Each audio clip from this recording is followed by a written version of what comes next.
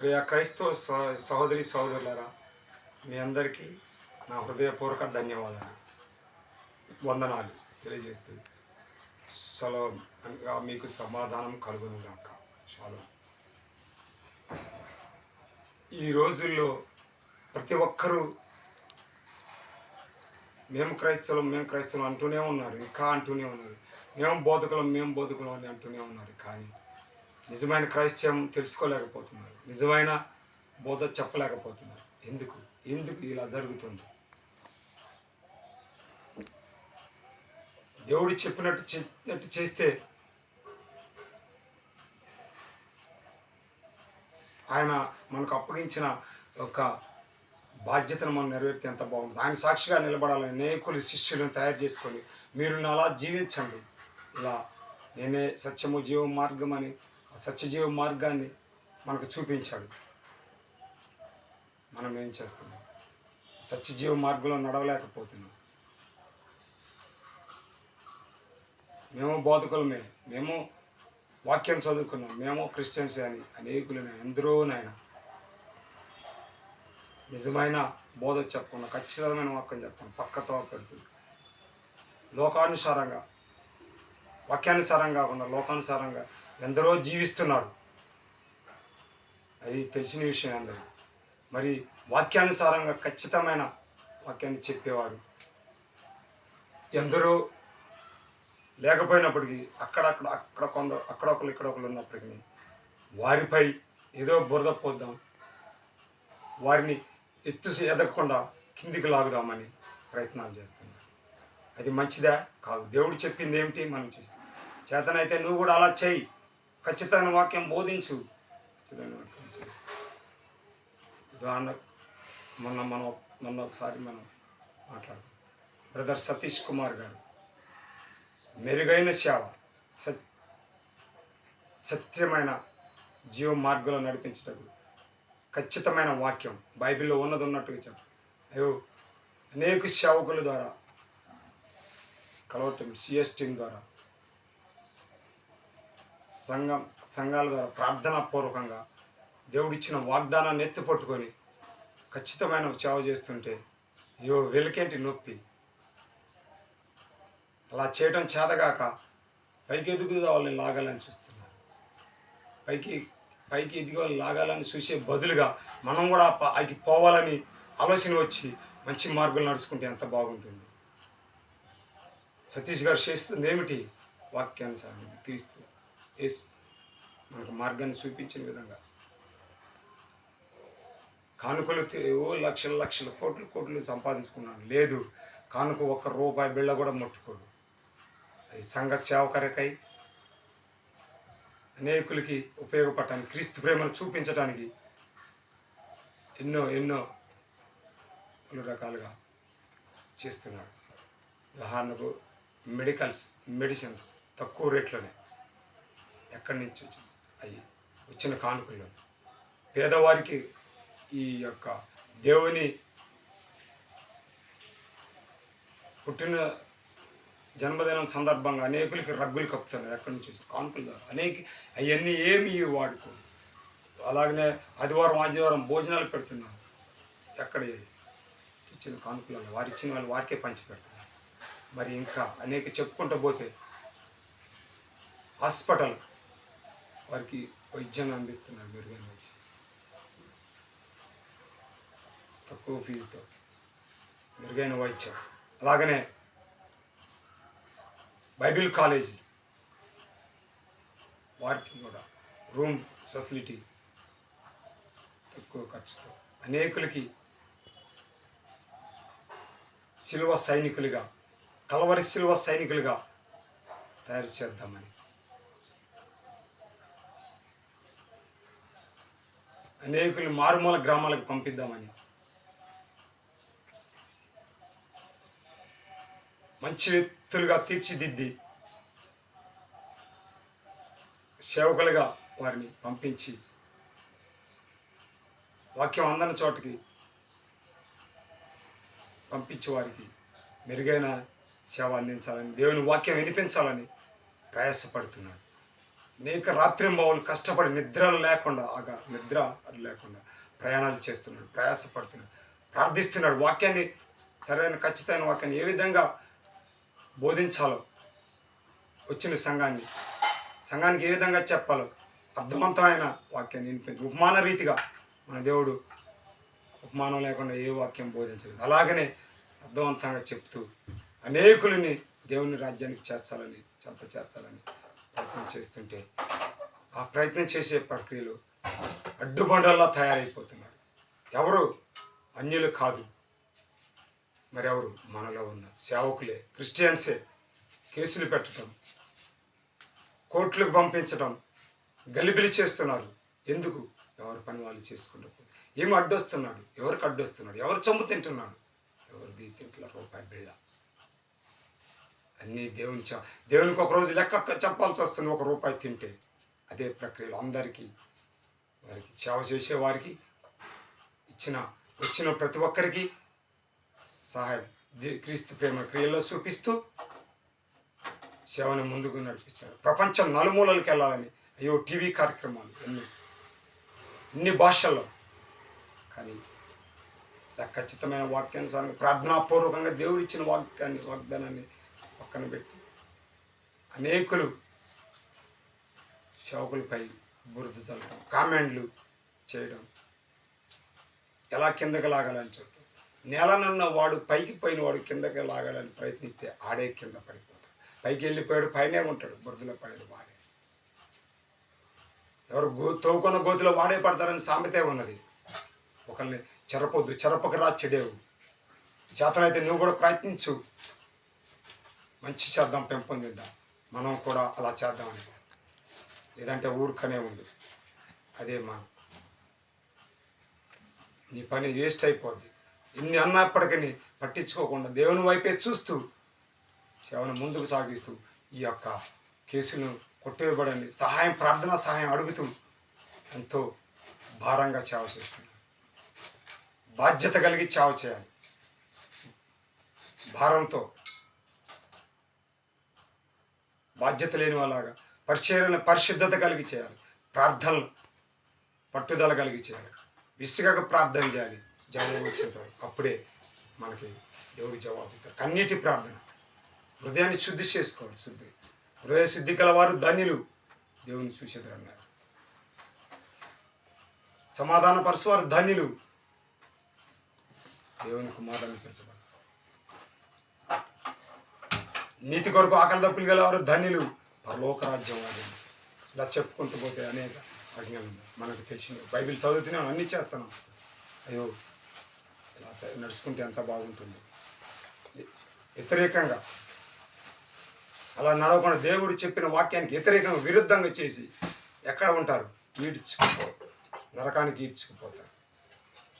పరలోక రాజ్యానికి చేరవలసిన మనమే నరకానికి పోతే మరి మిగతా వాళ్ళ పరిస్థితి ఏంటి? మనం ఎలా తీసుకుపోతాం మన చుట్టుపక్కల వాళ్ళని దేవుని రాజ్యానికి?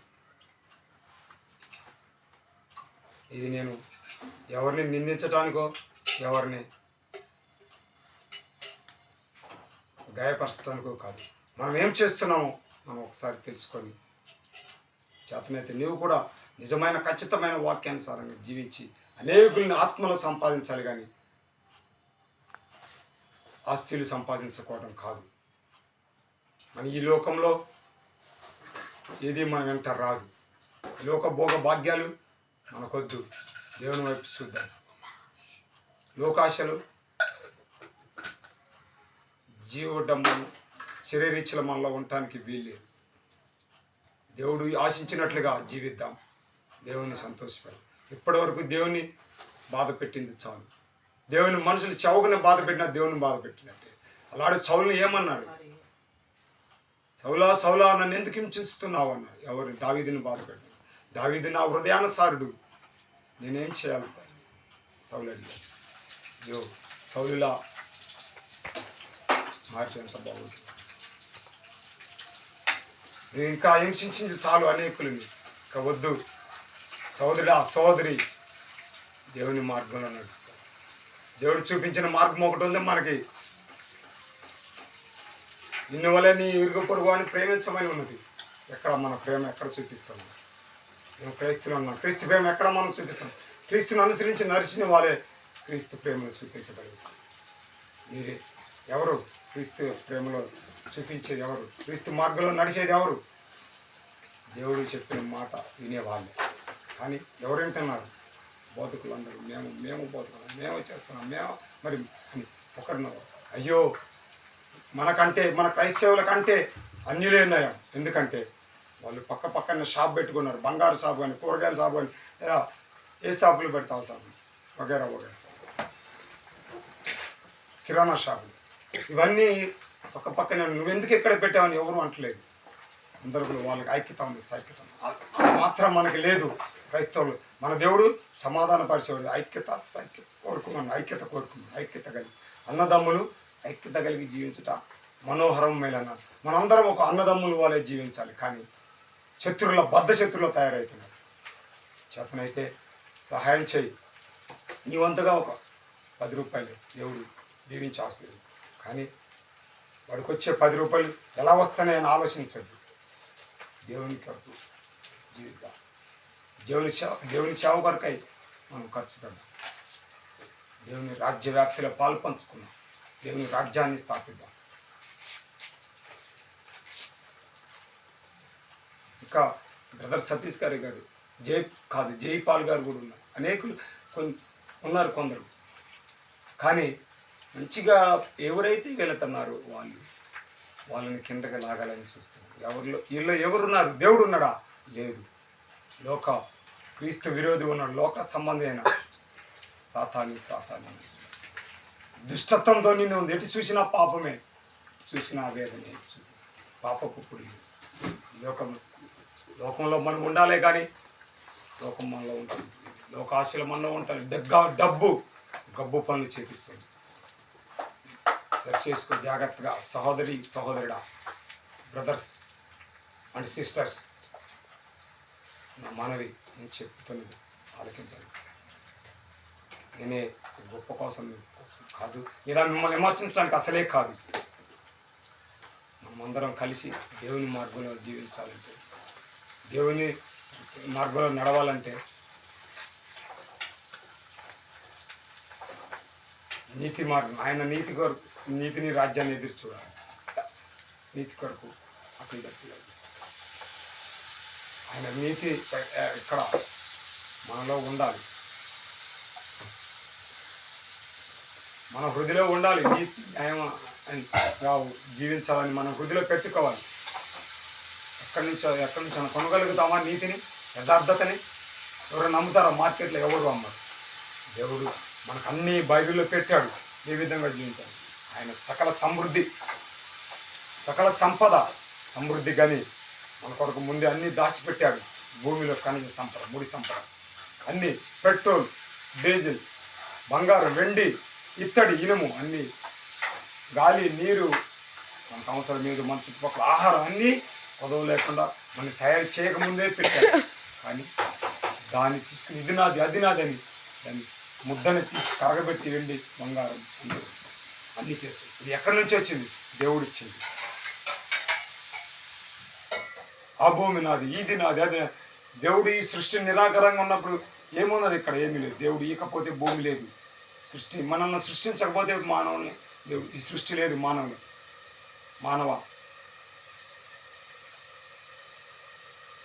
ఎక్కడి నుంచి వచ్చింది? మనుషుడు ఎక్కడి నుంచి వచ్చాడు? దేవుడు నేల మట్టిలో నుండే సృష్టించాడు. మనం మట్టి.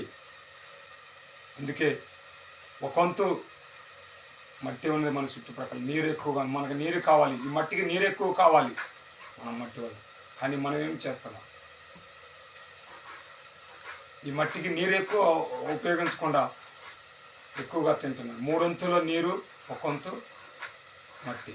3 వంతులు మనం నీళ్లు త్రాగాలి, 1 వంతు ఆహారం త్రాగాలి. కానీ దానికి వ్యతిరేకంగా తిన్నాం. బైబిల్లో రాసి ఉంది, తిండిబోతులు, తాగుబోతులు, ఉదబోతులు పరలోక రాజ్యానికి చేరడం.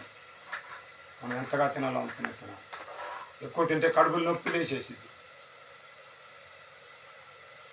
మనం దేవుడిచ్చిన ఆహారాన్ని తినకుండా మనకు వ్యతిరేకంగా ఏపుళ్ళు, పేలుళ్ళు అన్నీ చేసుకొని ఈరోజు డబ్బులు పెట్టి కూడా అన్నీ ఖరీదైన కొనుక్కొచ్చుకొని కూడా మనం భోగాలు పాలైపోతున్నాం. ఎందుకు? దేవుడిచ్చింది తినలేకపోతున్నాం. దేవుడిచ్చిన పండు తిని ఆదాము అదే ఆహారంగా భావించి అనేక పండ్లు ఇచ్చాడు. 930 సంవత్సరాలు బ్రతికాడు. కానీ మనం కనీసం మన జీవిత కాలం ఎంత? 130 లేదా 140 సంవత్సరాలు. కానీ 60 సంవత్సరాలు, 70 సంవత్సరాలు, 80 సంవత్సరాలు, అధిక బలం ఉంటే 80. ఎందుకు ఇలా జరుగుతుంది? తిండి కల్తీ, మన సొంతంగా కారాలు, ఉప్పులు అన్నీ వేసుకొని బీపీలు, షుగర్లు, స్వీట్ పదార్థాలు, చెట్టుకి ఇచ్చినట్టు తింటే దేవుడు ఎక్కువ ఆయుష్ని ఇచ్చాడు. కానీ దాన్ని అరగబెట్టుకొని వేడి చేసుకొని మరిగించి దానిలో విటమిన్స్ అన్నీ పోయి ఏదో దేవుడిచ్చిన ఆయుష్ని మనం కాపాడుకోవాలి. ఆయన ఇచ్చిన ఈ హృదయం పరిశుద్ధాలయం. శరీరం దేవుని ఆలయం, హృదయం అతి పరిశుద్ధాలయం. దీన్ని పరిశుద్ధంగా మనం ఉంచుకోవాలి, మనమే కాపాడాలి. నేను పరిశుద్ధిని కనుక మీరు పరిశుద్ధంగా జీవించడానికి మన దేవుడు వాక్య లేఖనాలు చదివిస్తాడు. బైబిల్ గ్రంథాలు ముద్రింపు చేశాడు, మనకు ముందుగా అన్నీ తెలియజేశాడు. ఎందుకు ఇలా చేస్తాడు?